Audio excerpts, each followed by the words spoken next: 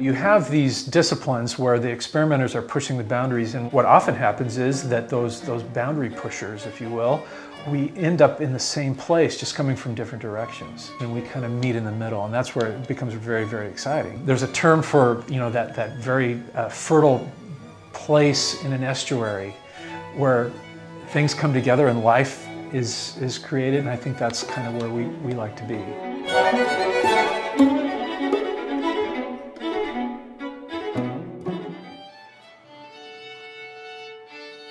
Third Angle was founded 28 years ago by some very enlightened Portlanders who were eager to give composers an opportunity to have their music heard, and also, in our case, to kind of redefine how music is presented.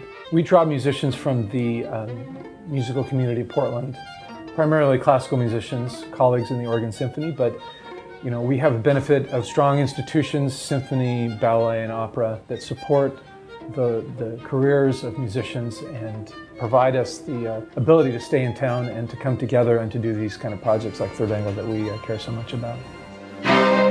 If you go to the symphony, very often you're hearing music that is easily classified as music of the Baroque, music of the classical era, romantic music, and you know exactly what to expect. When you go to a new music concert, you're not sure what you'll get, and sometimes it's very exciting to find that you're hearing something that might have a little bit of soul, a little bit of Asian music, a little bit of jazz, some traditional romantic elements maybe merge into that, and it gets your juices flowing, and it gets your mind at work and engages you. It makes you as an audience member more interactive with what's happening.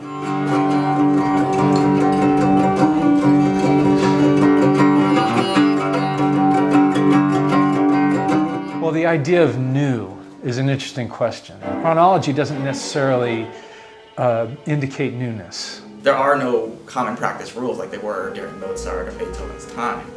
And the spectrum of influences available to art music or concert music or new music composers, it's an open field. We've done concerts of music by Aaron Copland, for example, that were written more recently than the music of Schoenberg.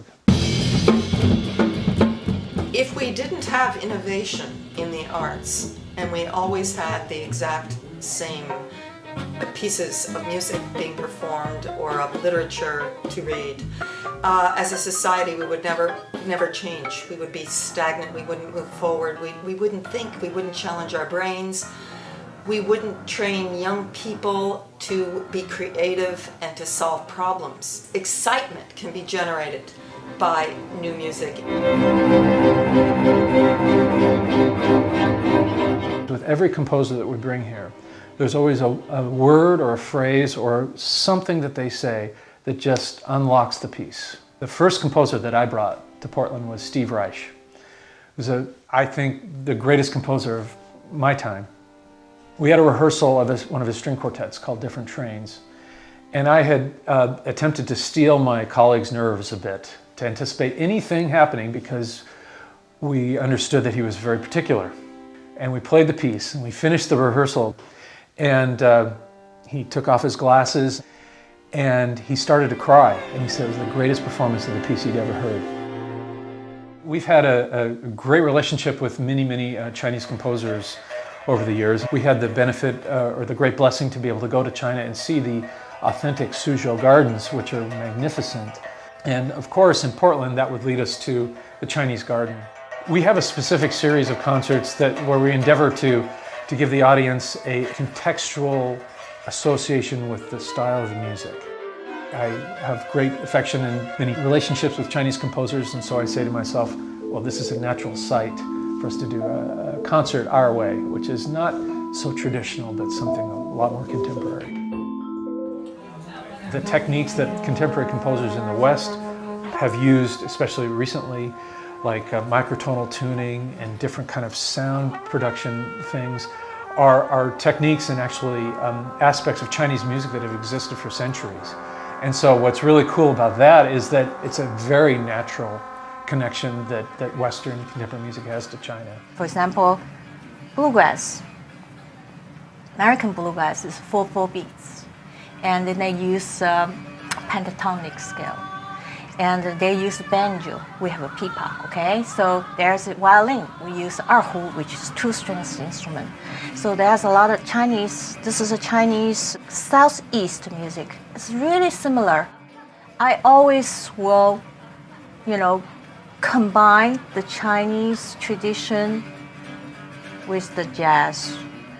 You always hear these two styles together. This is deep roots. Chinese music is always deep roots in my heart.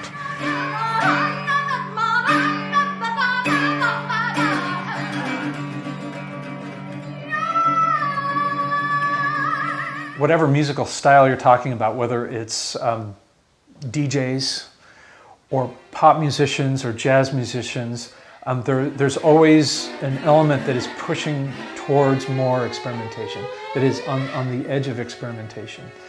And that includes classical music too. And I think that might come as a surprise to some people, because to a lot of people's minds, classical music is more akin to belonging in a museum. It's very interesting because, just like I said, it's free, and you just a lot of self-expression. You have to. It's just like when you play music, you also same time you composing. You're not just only musician. Just to play same thing again. Reading music, first of all, that sounds frightening on the page, and then performing it with gusto, enthusiasm, and passion, and turning on the audience. I just love it. I love the energy that's raised by such music, and the talent of those musicians just blows me away.